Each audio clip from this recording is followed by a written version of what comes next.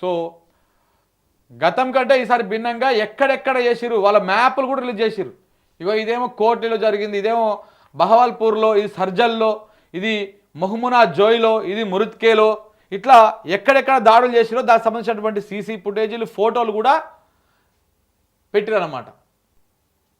చూడండి ఇది ఎక్కడిది, పాక్ పంజాబ్లోని బహవల్పూర్లో మసూద్ అజర్ భవనం ధ్వంసమైనటువంటి దృశ్యం ఇది.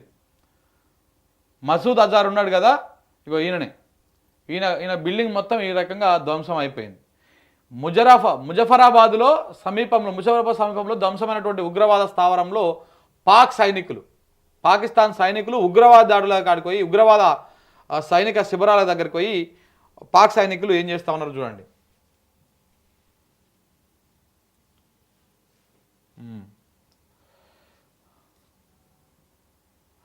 మతం అడిగి మరి 26 మంది అమాయకుల ఉసురు తీసిన మహిళల కన్నీటి దారకు కారణమైన పహల్గామ్ ఉగ్రదాడికి భారత్ ప్రతీకారం తీర్చుకున్నది.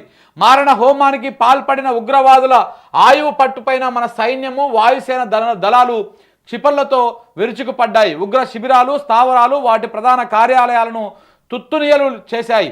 2-3 నిమిషాలకు ఒక దాడి చొప్పున కేవలం 25 నిమిషాల్లోనే 9 ఉగ్ర స్థావరాలపైన 24 క్షిపణులను ప్రయోగించాయి. పాక్ ఆక్రమిత కాశ్మీర్, పాకిస్తాన్లోని బహవల్పూర్, మురిట్కేలోని లష్కరే తోయిబా, జైషే మహమ్మద్, హిజ్బుల్ ముజాహిద్దీన్ ఉగ్రవాద స్థావరాలను నేలమట్టం చేశాయి. ఈ దాడుల్లో 80 మంది ఉగ్రవాదులు హతమైనట్లు రక్షణ వర్గాలు వెల్లడించాయి. మరొక 70 మంది ఉగ్రవాదులు గాయపడ్డారు. మృతుల్లో కరుడుగట్టిన ఉగ్రవాది మసూద్ అజర్ కుటుంబ సభ్యులు 14 మంది ఇందులో చనిపోయినట్టు తెలుస్తూ ఉన్నది. ఇది అయితే ఈ మొత్తము ఆపరేషన్లో ఈ మొత్తం ఆపరేషన్లో వీళ్ళిద్దరు చాలా కీలకం. వీళ్ళిద్దరి గురించి మనము ఒకసారి చర్చించుకోవాల్సినటువంటి అవసరం ఉన్నది. వీళ్ళిద్దరూ ఏ రకంగా ఆపరేషన్ చేసిరు, ఇది ఆరంభమే, పూర్తిగా అంతమందిస్తామని చెప్పేసి వీళ్ళు ఎప్పుడైతే నైటు 1 గంట 5 నిమిషాలకు ఈ ఆపరేషన్ ప్రారంభమై 25 నిమిషాల తర్వాత క్లోజ్ అయిందో, ఉదయం తెల్లారినాక బుధవారం నాడు 10:42 వీళ్ళు ఈ ఇద్దరు మహిళా అధికారులు ప్రెస్ మీట్ పెట్టి వీళ్ళు మాట్లాడారు.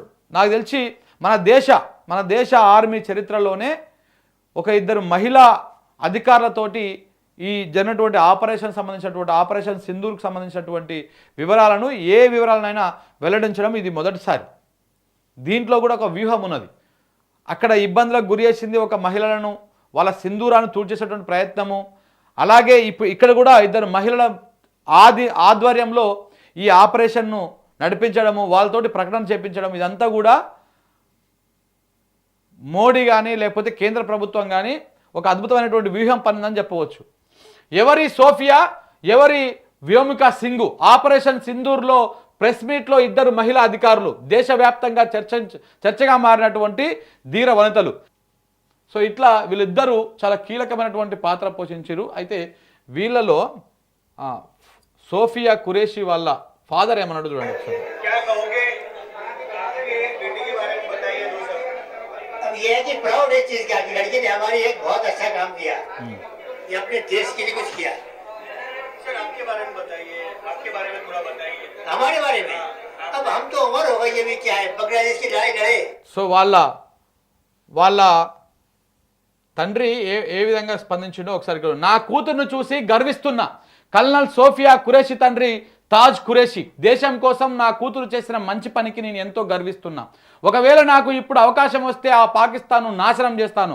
అసలు ఈ భూమి మీద ఉండే అర్హత ఆ దాయాది దేశానికి లేదు. మా తాత తండ్రితో పాటు నేను కూడా భారత ఆర్మీలో సేవలు అందించా. ఇప్పుడు నా కూతురు ఆర్మీలో ఉందంటూ గర్వంగా చెప్పిన తాజ్ కురేషి, మతం కాదు దేశ భద్రతే కర్తవ్యం అనే దేశభక్తిని చాటిన కురేషి తండ్రి. సో ఈయన కూడా ఒక ముస్లిం, సోఫియా కురేషి కూడా ఒక ముస్లిం. ఇక్కడ భారత ఆర్మీ కానీ లేకపోతే కేంద్ర ప్రభుత్వం కానీ చాలా చాలా వ్యూహాత్మకంగా అడుగులేసింది. ఒక ముస్లిం సంబంధించినటువంటి ఒక మహిళా అధికారిని ముందు పెట్టింది, అలాగనే హిందూకు సంబంధించినటువంటి ఒక మహిళా అధికారిని ముందు పెట్టింది, ఎక్కడ కూడా ఎలాంటి విమర్శలకు తావు లేకుండా. సో అట్లా వీళ్ళొక ముస్లిం. అయితే ఈమె మతం మీద కూడా చాలామంది ట్రోల్స్ చేసిరు. పాకిస్తాన్లో ఉన్నటువంటి కొంతమంది యువకులు నిన్న ట్విట్టర్ వేదికగా నువ్వు ఒక ముస్లిం అయ్యి ఉండి ఇట్లా చేస్తావా అట్లా చేస్తావా అని చెప్పేసి కూడా ఆమెను ట్రోల్ చేసిరు. వాటన్నింటికి సమాధానం ఈయన చెప్తా ఉన్నాడు. మాకు మతం కంటే ముందు దేశ భద్రత ముఖ్యమని చెప్పేసి వాళ్ళ తండ్రి చెప్తున్నటువంటి మాట ఇది.